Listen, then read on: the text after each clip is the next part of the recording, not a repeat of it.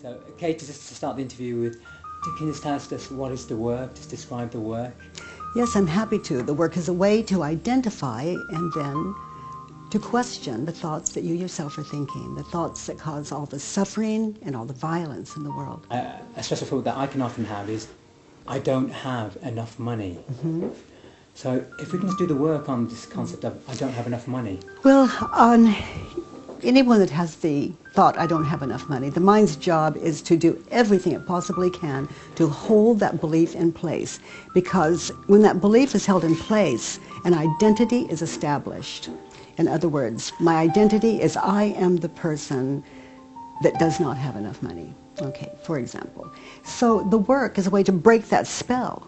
And I don't say it will break the spell, but if a person really wants to know the truth, a lot can be discovered there that can shift that identity and that reality totally.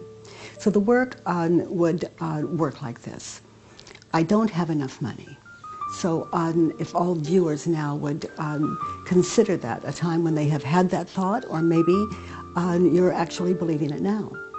So you don't have enough money. First question of the 4, is it true? You don't have enough money. Is it true? And then I invite you not to just go, yes, it's true.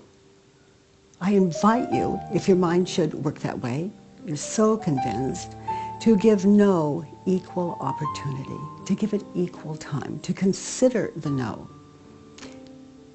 Not to use consideration to change your mind at all, but to contemplate and give equal time to that no. And the answer to the first 2 questions is either yes or no, because the mind will want to say no but, or no because, or yes because. So just to notice all that mind chatter and to get still, notice, and then contemplate just on one of those 2 answers, yes or no. So after you have sat in that, a lot of stillness is very useful in that. You know, the work is meditation. And then the second question, you don't have enough money. And I hear that some of you are very convinced. And I ask you, can you absolutely know that it's true? You don't have enough money. Can you really know that that's true? And then to contemplate that question. Are you sure that that's true? That you don't have enough money? And then the mind will seek, if you keep it focused on that question, and the discoveries are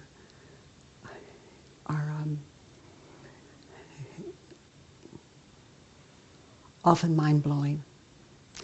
Okay, so those are the first 2 questions. Third question, how do you react? What happens when you believe that thought? What happens to your emotional life? What happens to your physical life? What happens to your life for those of you that have addictions involved, substances, any compulsive, obsessive behaviors? Notice in that third question as you become very still in that question. How do you react? What happens when you believe that thought? You don't have enough money. Notice the terror. Notice the way you affect people, the people in your life that are around you. Notice how you are affected internally. Notice the images that come of past and future.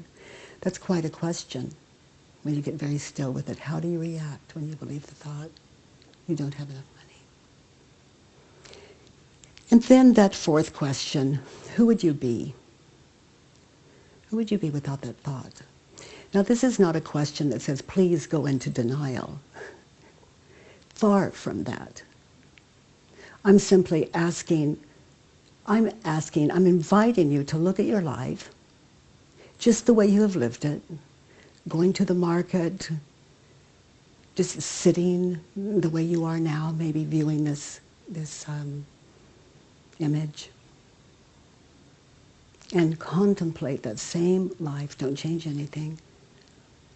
and just witness that life without the thought, I don't have enough money. And notice. Notice, sit in those images that were so fearful prior to this question and open your mind to it. And for some of you, that's a very frightening question to sit in. It's almost as though if you didn't have that thought in your life that there is some kind of belief running maybe that you would never have cause to get a job or to keep your job or to seek out funds or support. And that's not the case. It's just mind again. Just wonderful, wonderful trickster mind again, dear mind again. Just doing its job, whatever it takes to hold you in that identity.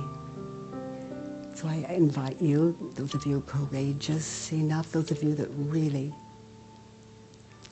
want to be free, those of you that are really interested in peace inside yourself, what would your life look like without the thought